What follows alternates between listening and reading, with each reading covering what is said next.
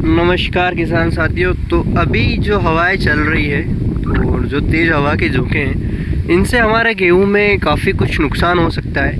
और इन नुकसानों से हमें कितना क्या दिक्कतें हो सकती है उसी के बारे में अपन बात करेंगे। फ़िलहाल जो गेहूं है अपने 80 दिन की अवस्था में है और किसान साथियों बाली पूर्ण रूप से निकल चुकी है, चौथी सिंचाई चल रही है।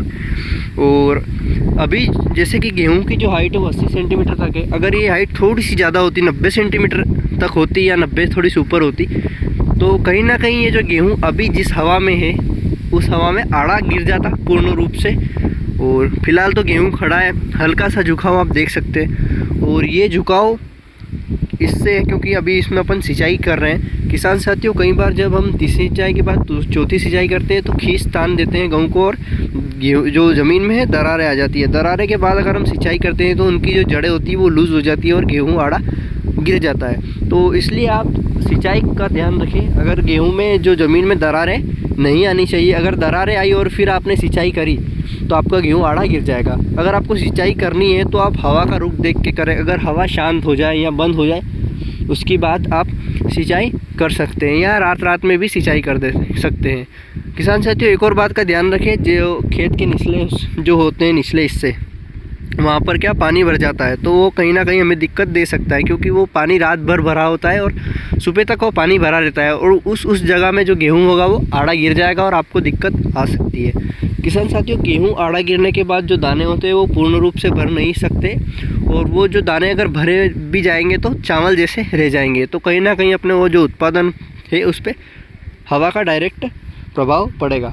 इसीलिए आप अगर सिंचाई अभी कर रहे हैं और आपके गेहूँ ज़्यादा बड़े हो चुके हैं तो आपको क्या करना है, सिंचाई 1-2 घंटे के लिए रोक देनी है। जब आपको ऐसा लगे कि हवा कम हो चुकी है तो आप उसमें मोटर या पानी सिंचाई चालू कर सकते हैं, अन्यथा आपको सिंचाई रोकनी होगी, नहीं तो आपके सारे गेहूँ आड़े गिर जाएंगे।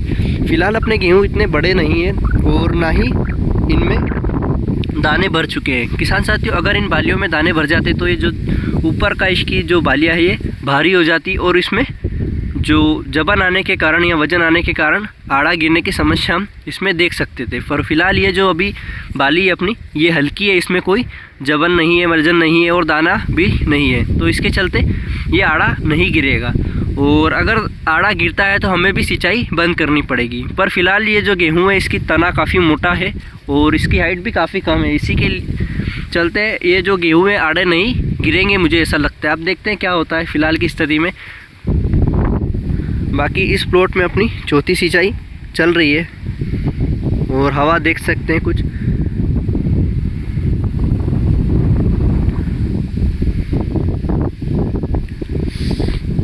जितनी ज़्यादा हवा चलेगी उतना ही हमारे गेहूं में नुकसान देखने को मिलेगा। अगर आपका गेहूं लोकवन है या पुरना है तो लोकवन और पुरना गेहूं के जो तने होते हैं वो काफ़ी लचीले होते हैं और उसी के चलते गेहूं जो होता है वो आड़ा गिर जाता है, तो उसमें तो आप सिंचाई हवा के चलते कर ही नहीं सकते।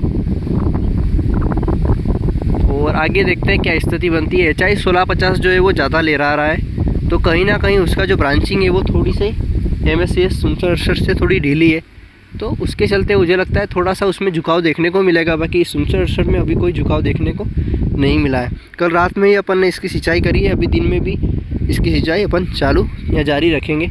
फिर देखते हैं अगर हवा से इसमें अंदर भूमरे बनते हैं या कहीं पे गेहूँ आड़ा गिरता है तो अपन इसमें सिंचाई बंद कर देंगे। बाकी आपको ध्यान रखना है कि अगर ज़्यादा हवा चलती है तो गेहूँ में सिंचाई बिल्कुल भी ना करें, नहीं तो इसके जो दुष्परिणाम है वो अपने उत्पादन पे डायरेक्ट असर करेंगे और अपना जो उत्पादन है वो बिल्कुल अपने को व्यवस्थित नहीं मिल पाएगा।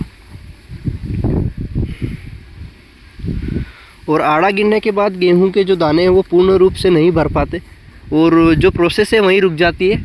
आड़े पड़े हुए गेहूं को काटने में भी काफ़ी दिक्कत आती है। आप मज़दूर से कटाएंगे तो भी मिट्टी आएगी और हार्वेस्टर से चलाएंगे तो भी उसमें मिट्टी के आने के ज़्यादा संभावना रहती है। इसलिए आप अभी से ध्यान रखेंगे आपके गेहूं में तो आप नुकसान बचा सकते हैं। कई बार ऐसा होता है हम जो सिंचाई करता है अपन खेत पे उसका ध्यान नहीं रखते और सिंचाई चलती जाती है और हवा भी चलती है, तो उसी के चलते सारे गेहूँ आड़े गिर जाते हैं और उसके बाद हम पछताते हैं। तो उसी के चलते आप पहले ही ध्यान रख लें कि अगर हवा चल रही है तो सिंचाई ना करें। बाकी बालियाँ आप देख सकते हैं पूरे प्लॉट में आ चुकी है और चौथी सिंचाई अपनी चालू हो चुकी है। अब इस सिंचाई में अपने 2 काम हो जाएंगे, दाने भी भर जाएंगे और अपने पास अब पानी नहीं है तो चौथी सिंचाई अब हो भी जाएगी। अब अब देखते हैं क्या स्थिति बनती है। बाकी अगर ज़्यादा हवा चलेगी तो अपन इसमें सिंचाई रोक देंगे ताकि गेहूं का जो काम है वो रुक जाए। बाकी हवा की लहरें आप देख सकते हैं कुछ इस प्रकार से गेहूं में अपने को देखने को मिल रही है। काफ़ी तेज़ झोंके चल रहे हैं आज, 20 किलोमीटर प्रति घंटे के हिसाब से जो हवा ऊपर चल रही है। और तो ये हवाएं हमें कहीं ना कहीं अपनी खेती में, गेहूं की खेती में नुकसान दे देती है। हर बार ये जो हवा होती है जनवरी एंड में चलती है, लेकिन इस बार थोड़ी सी लेट हो गई, फरवरी में चल रही है। तो कहीं ना कहीं ये रुख हमें देखने को हर साल मिलता है।